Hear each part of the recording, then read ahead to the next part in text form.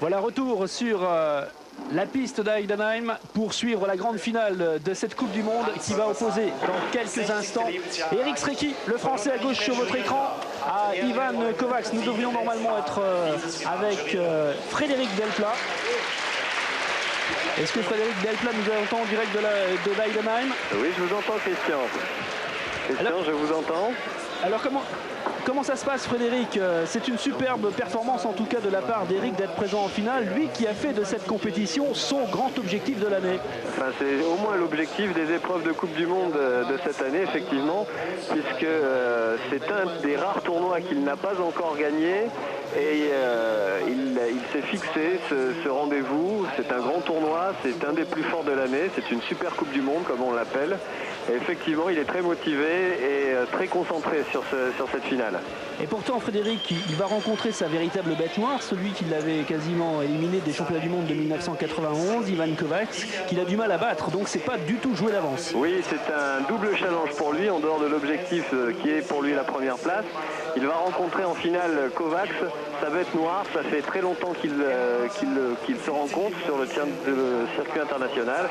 Et effectivement, je dirais que l'avantage au niveau des victoires est plutôt apporté à Ivan Kovacs. Mais je crois qu'il l'a bien étudié, il sait ce qu'il doit faire et il est bien dans son match. Il est vraiment très motivé sur ce tournoi. Il a la pression, on lui a mis un peu aussi, puisque son objectif devait être secret. Mais bon, il y a eu quelques fuites. Mais là, il est vraiment dans son sujet. Il a maîtrisé tout au long de cette compétition tous les éléments, que ce soit au niveau tactique ou technique. Il est vraiment dans sa compétition. Frédéric, merci beaucoup. On va suivre maintenant cette finale qui vient de commencer. On vous retrouve tout à l'heure, juste après le résultat. D'accord? À tout à l'heure. À tout de suite.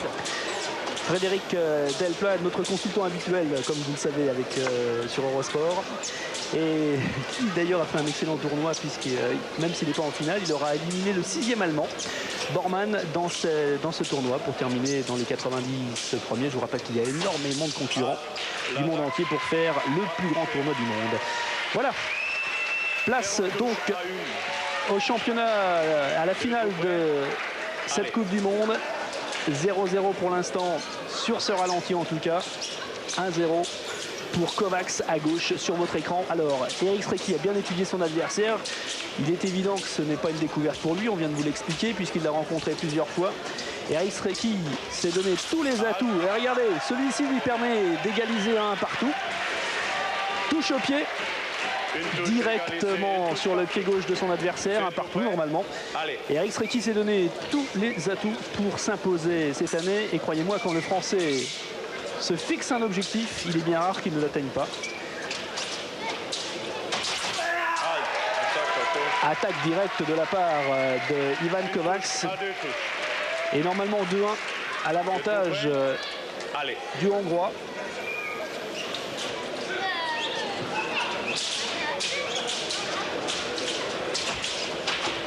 En tout cas, une finale très indécise, très serrée. Et Kovacs qui a failli être pris en contre, mais pour l'instant rien de marqué. 2-1 toujours.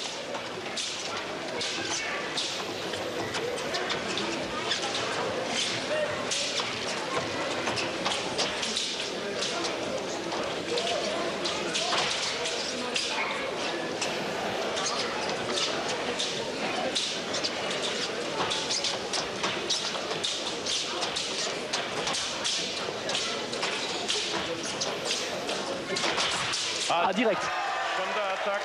C'est Kovacs qui a attaqué, mais dans le jeu de contre, eh bien, Eric n'est certainement pas mauvais, la preuve, puisque c'est lui qui vient de marquer ce point qui lui permet d'égaliser à 2 partout. Il a juste eu à allonger le bras pendant que son adversaire attaquait pour marquer.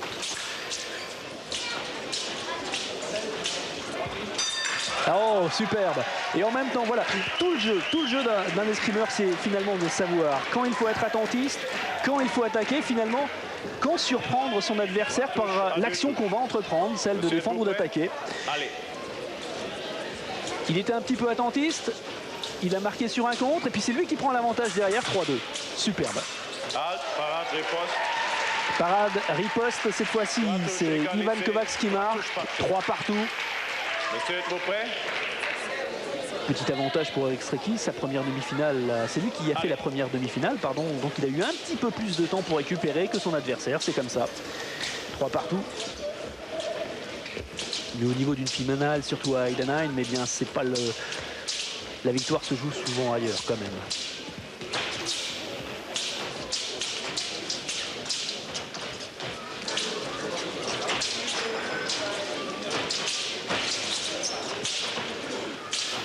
Oh, superbe. Attaque directe de la part d'Eric Sreecky. 4-3 pour la première fois. Le Français prend l'avantage. C'est toujours bien psychologiquement. Attaque sur l'avant-bras. Monsieur, êtes-vous prêt? Allez. C'est parti.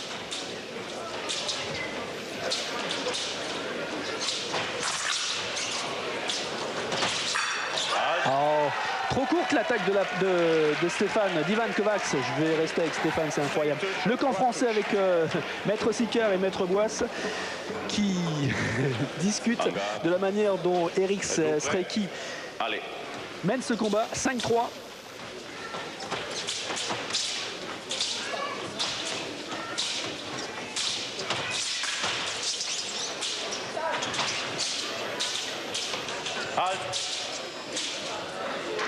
Premier manche est fini. Olivier Langlais en 1991.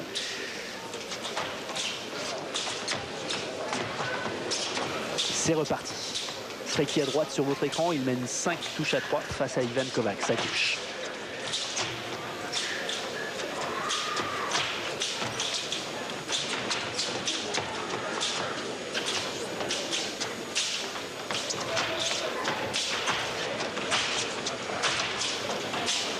Ah, il sait pas quoi faire, Ivan Kovacs, ça se voit.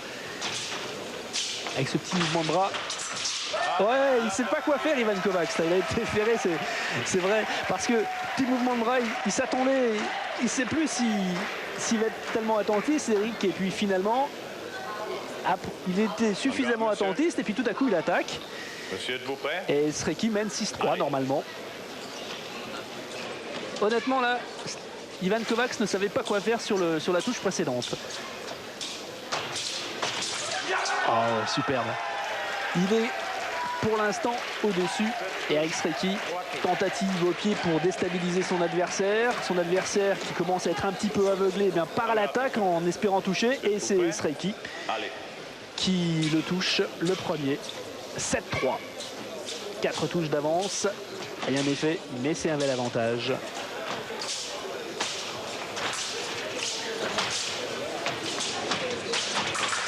Et puis la longe, autre avantage du Français, 8-3. Ah, il est dedans, il n'y a pas de problème, il nous fait une formidable partie. Et Eric Sreecky. En garde. Vous prêts? Allez. Halt. 8-4. Et c'est lui, cette fois-ci, qui s'est fait prendre au pied. C'est marrant, c'est lui qui a tenté 3 fois, il l'a touché 1 fois. Et puis Kovacs le touche à son tour pour la première fois au pied. Ouais. Oh là c'est vraiment tout passe hein, pour Eric. 9 touches à 4. Je crois que même dans le camp français là, entre Sicard et Boisse, c'est bien voilà, pas d'autre à dire. En garde, monsieur. Monsieur, êtes-vous prêt? Allez. C'est excellent, excellent. En plus, la finale est belle.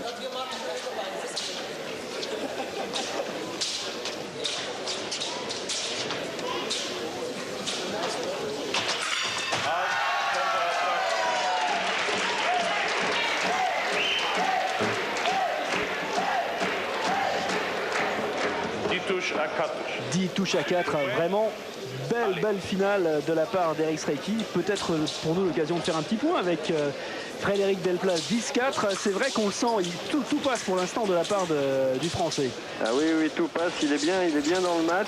Il avait cogité sur cet adversaire depuis bien longtemps et là il a la possibilité de mettre en œuvre toutes les tactiques qu'il avait mises au point avant. Et puis il voulait absolument, il veut ce tournoi. Il en parlait avant la finale.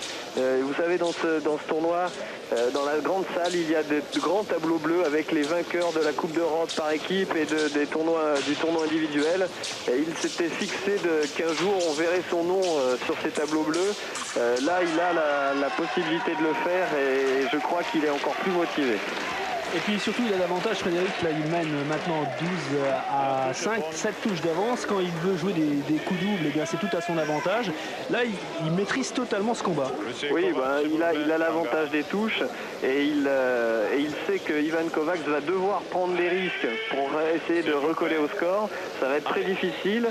Il a une action qui marche très bien, c'est cette action d'attaque directe sur la préparation du Hongrois. Et ça fonctionne très bien, il est bien en jambes et il sait à quel moment le faire. Donc pour l'instant, tout est pour lui. En plus, ici, il y a le public avec lui parce que des supporters de Levallois sont venus faire le déplacement pour l'encourager dans cette finale et demain pour la Coupe d'Europe. Donc pour l'instant, tout va bien pour lui. Ah oui, encore une attaque directe qu'on vient de voir et qu'on revoit au ralenti. Non, c'est presque la plus belle performance, en tout cas, face à sa bête noire. On en parlait tout à l'heure. Là, il mène, bon là, il vient de se faire contrer, mais il mène quand même 13 à 6. C'est quand même son meilleur match quasiment face à Kovacs, quoi. Ah oui, c'est son meilleur match, mais bon, sur cette saison, pour l'instant, il est impérial. Il a déjà remporté 3 tournois avant, sur le début de la saison. Il a fait 2e à Paris.